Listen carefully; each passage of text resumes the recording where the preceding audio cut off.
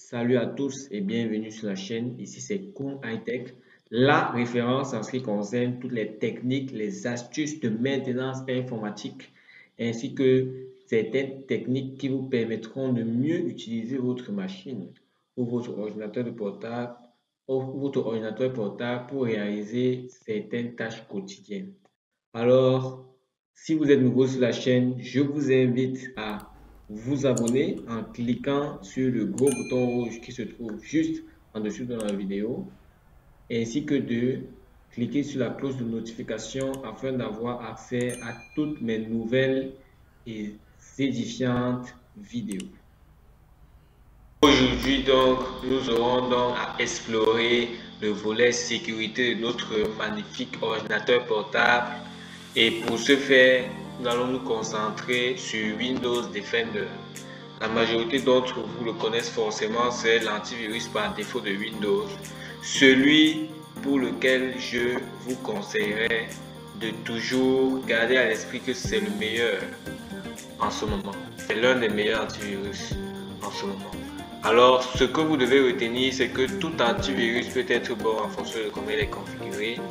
Et aujourd'hui, nous allons donc configurer Windows Defender ou Microsoft Defender pour ceux qui sont à des versions assez avancées de Windows. Pour ceux qui sont à Windows 11, c'est désormais Microsoft Defender. Du coup, je vous expliquerai aujourd'hui comment configurer donc Windows Defender pour une sécurité ou une protection optimale de votre ordinateur. Déjà, pour ce faire, évidemment, vous devez définir votre compte. Et les propriétés telles que le pare-feu et autres sont forcément définies par défaut. Bon, évidemment, comme vous le voyez dans la colle, là, ce sont les différentes propriétés qui définissent l'état de sécurité de votre machine. Nous avons ici la protection contre les virus, les menaces, la protection du compte, le pare-feu pour la protection réseau, contrôle des navigations et du navigateur pour éviter que les dangers ne viennent de l'intérieur, la sécurité des appareils ou de tous les outils qui sont connectés à votre compte et la performance et l'intégrité de votre appareil. Nous allons commencer par la protection contre les virus et menaces. Lorsque nous entrons ici, nous voyons une option qui nous permet déjà de déterminer les menaces actuelles par une analyse rapide que nous pouvons soit réaliser, soit pour une analyse profonde passer à d'autres options d'analyse pour aussi regarder les différentes menaces autorisées. Ce que l'on rencontre souvent avec les antivirus, c'est lorsque l'on est face à une menace que l'on s'entend être un virus, mais qui se retrouve être plutôt un programme qui nous a peut-être permis de faire fonctionner une autre application. Par exemple, pour ceux qui ont l'habitude de craquer les logiciels, lorsque vous utilisez un outil pour le faire, il se retrouve souvent bloqué. Donc, ce qui se passe, c'est qu'il est causé comme une menace par votre système, principalement Windows Defender, et est donc soit mis en quarantaine, soit directement supprimé. D'autre part, vous avez l'historique de protection qui vous permet de déterminer les différents résultats qui ont été observés pour les analyses antérieures.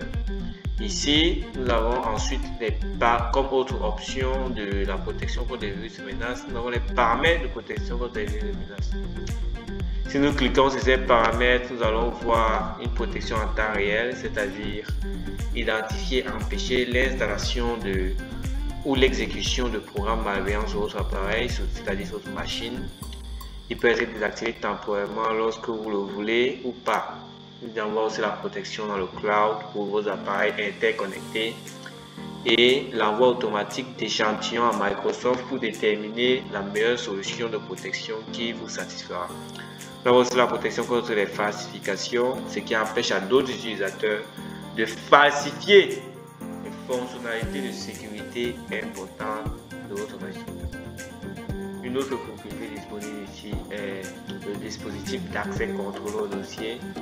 Ceci consiste à protéger vos fichiers, dossiers ou zones mémoire de votre ordinateur afin que ceux-ci ne puissent pas être accessibles par quiconque. Cela est plus utile pour ceux qui sont nombreux à utiliser une même machine. Comme vous pouvez le voir au niveau de la gestion, vous pouvez gérer l'accès contrôle au dossier.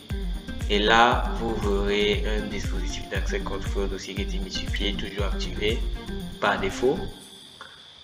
Si vous cliquez sur historique des blocs, vous verrez les différents historiques de menaces qui ont été découvertes sur les différentes zones mémoire à protéger. Et si vous cliquez sur les dossiers protégés, vous verrez donc en effet si vous cliquez sur dossier protégé, vous verrez donc en effet les dossiers qui sont protégés par votre antivirus. Ici, on ne peut pas le voir parce que je suis connecté sur une autre session qui n'est pas une session administrateur. Nous avons aussi le bouton autoriser une application via un dispositif d'accès contrôle au dossier. Déjà, pour modifier une propriété ici, vous avez besoin des accès en tant qu'administrateur. Donc, vous devez être connecté en tant qu'administrateur, c'est-à-dire sur votre compte principal, sur votre machine, afin de pouvoir modifier une propriété ici ou ajouter une application qui pourra avoir accès aux dossiers qui sont protégés par Windows Defender. Vous pouvez aussi récupérer les dossiers qui ont été perdus à cause d'attaques par ransomware ou virus en cliquant sur la récupération de données par ransomware.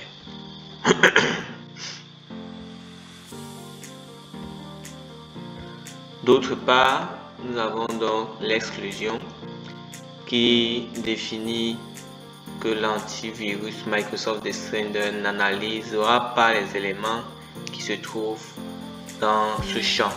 C'est-à-dire que vous avez par exemple quelques fichiers ou quelques applications que vous n'aimeriez pas qui puissent être touchés par Microsoft Defender. Vous pouvez les ajouter dans l'option exclusion.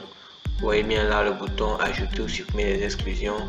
Il vous permettra d'ajouter les éléments à ne pas toucher sur votre machine lorsqu'il y a analyse d'antivirus. Ensuite, vous avez évidemment les notifications. Cette option vous permet de déterminer les instructions par rapport aux actions menées par l'antivirus Windows Defender sur votre machine évidemment. Bon, nous allons revenir sur les menaces.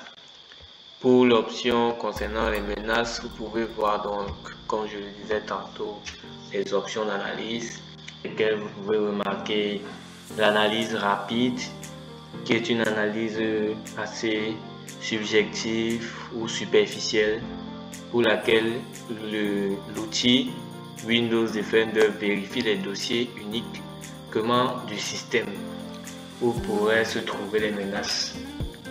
Et donc ici, tout le reste de votre ordinateur n'est pas analysé. Mais si jamais vous voulez faire une analyse plus profonde, vous pouvez passer à l'analyse complète qui vérifie que tous les fichiers et programmes en cours d'exécution sur votre disque dur sont clean, c'est-à-dire ne possèdent aucun programme malveillant. Sachant aussi que l'analyse complète peut durer plusieurs heures, plus d'une heure, donc évidemment plusieurs heures. Il faudrait faire attention à cette analyse-là et avoir une bonne marge de temps disponible sous la main. Nous avons aussi l'analyse personnalisée qui peut aussi avoir soit une durée similaire à celle de l'analyse complète, soit une durée assez, disons, pire au cas où un virus est détecté. L'analyse personnalisée permet de faire une analyse sur un espace bien défini du disque dur, un emplacement, un dossier ou un fichier qui pourrait sembler suspect d'après vous et donc pourrait contenir des virus. Une autre méthode ou option d'analyse que vous propose Windows Defender est l'analyse Microsoft Defender All-in. Cette analyse est basée sur le fait que certains logiciels peuvent être particulièrement difficiles à supprimer de votre appareil. Et donc, celle-ci vous aide à les détecter et les supprimer à l'aide de définition de menaces à jour. Donc, cette analyse se réalise lorsque votre machine est éteinte et donc elle va se redémarrer, mais lors du redémarrage, au niveau du démarrage, avant que vous n'accédez à l'interface ou à votre environnement de travail, La machine sera en train de faire une analyse qui pourra prendre environ 15 minutes. Ce sont des analyses, c'est une méthode d'analyse assez profonde et aussi très efficace que je vous conseille vivement. Par ailleurs, comme nous l'avons dit plus tôt, vous pouvez vérifier aussi les menaces autorisées. Parfois, comme nous l'avons dit, certaines menaces sont détectées et ne sont pas en réalité problématiques pour vos tâches quotidiennes et donc vous souhaiteriez qu'elles ne soient pas touchées par l'analyse. Au cas où vous aimeriez en savoir plus sur les différents résultats d'une analyse passée ou réalisée à votre insu, vous pouvez voir l'historique de protection. Alors, dans les paramètres de protection contre les virus, nous avons vu les différents paramètres de protection contre les virus. Passons donc à la mise à jour de la protection contre les virus et menaces. Ici, il faudra déterminer les mises à jour. Il faudra enregistrer les différents virus détectés sur votre machine afin d'enrichir la base de données des virus de Microsoft. Vous pouvez aussi faire une protection contre les ransomware en configurant le OneDrive. L'espace cloud qu'est OneDrive peut parfois, dans certaines circonstances, être visé par certains virus parce que les virus attaquent aussi le cloud. Et donc, si jamais vous souhaitez protéger votre cloud, vous pouvez utiliser ces options-là. Alors, une autre partie de Microsoft Defender que nous verrons est la protection du compte. Consiste en quoi? Après avoir évidemment défini votre compte, vous aurez à définir un verrouillage dynamique afin que celui-ci puisse être verrouillé sous certaines conditions. Quand je parle de celui-ci, évidemment, je parle de votre compte. Si vous cliquez sur verrouillage dynamique, vous voyez les options de connexion. Ce sont les options qui apparaîtront après que le verrouillage dynamique aura été réalisé. Vous pouvez aussi définir le pare-feu et la protection du réseau. Toute machine a toujours un pare-feu. Ici, pour les machines possédant le système Windows, le pare-feu est fourni par Windows Defender. Celui-ci peut autoriser des applications à avoir accès à votre réseau, au réseau auquel vous êtes connecté. Et si jamais un problème se pose, vous pouvez utiliser l'utilitaire de résolution de problème. Sinon, les notifications vous donneront les détails par rapport aux informations relatives au pare-feu. Vous pouvez aussi configurer votre pare-feu grâce aux paramètres avancés, comme vous pouvez le voir ici, ou restaurer les paramètres par défaut au cas où ce que vous avez défini ne vous correspond plus. Nous avons aussi le contrôle des applications du navigateur où nous devons définir la protection fondée sur la réputation. Alors c'est simple, protéger des applications à base de leur réputation. Évidemment, l'objectif c'est de protéger votre appareil, mais comme on dit, si jamais un élément de l'appareil est virusé, forcément l'appareil l'est. Raison pour laquelle cette option vous permet de protéger votre appareil contre les applications, les fichiers ou les sites web malveillants potentiellement indésirables. Il permet donc de bloquer les applications qui ne sont pas ou plus saines afin de protéger votre système. Vous pouvez activer ce paramètre ici ou encore définir ou encore configurer cette option. Vous avez aussi l'option pour la navigation isolée qui veut dire que vous naviguez de façon plus protégée et sécurisée, comme vous pouvez le voir dans cette section. Évidemment, pour ce faire, vous devriez installer Microsoft Defender Application Guard. Vous avez aussi l'Exploit Protection qui est intégré à Windows 10 pour protéger l'appareil contre les attaques. Celui-ci est activé dès la sortie de l'appareil d'emballage, configuré avec les paramètres de protection qui fonctionnent au mieux pour la plupart des utilisateurs. Alors, pour la sécurité des appareils, nous avons l'isolation du noyau. Notre option de Windows Defender consiste à la sécurité basée sur la virtualisation, afin de protéger les composants de base de l'appareil, parce que certains virus visent ces composants et rendent donc inutilisable votre machine. D'autre part, il y a aussi une option permettant de protéger le processeur. Alors, celle-ci est le module de plateforme sécurisée, fournissant un chiffrement supplémentaire sur votre appareil. Pour en savoir plus en cliquant là. Une autre option est la performance et l'intégrité de l'appareil. Ici, il s'agira juste de déterminer si tout fonctionne bien ou pas.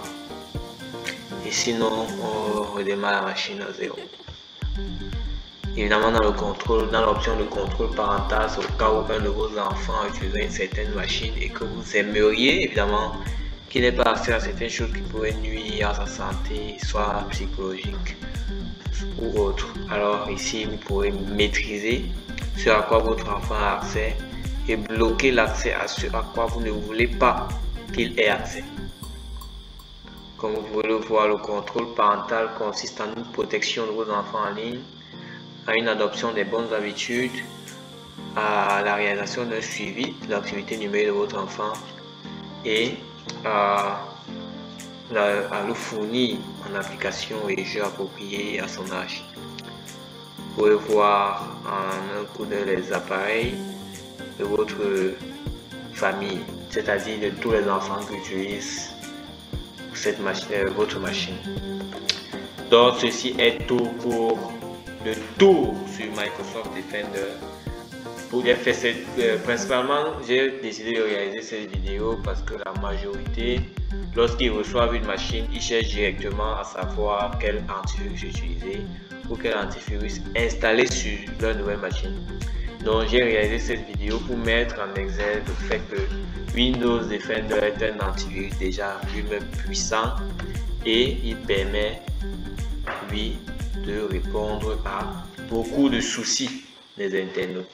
Donc, merci pour votre attention et rendez-vous à la prochaine pour une vidéo toujours aussi édifiante par Kung High Tech.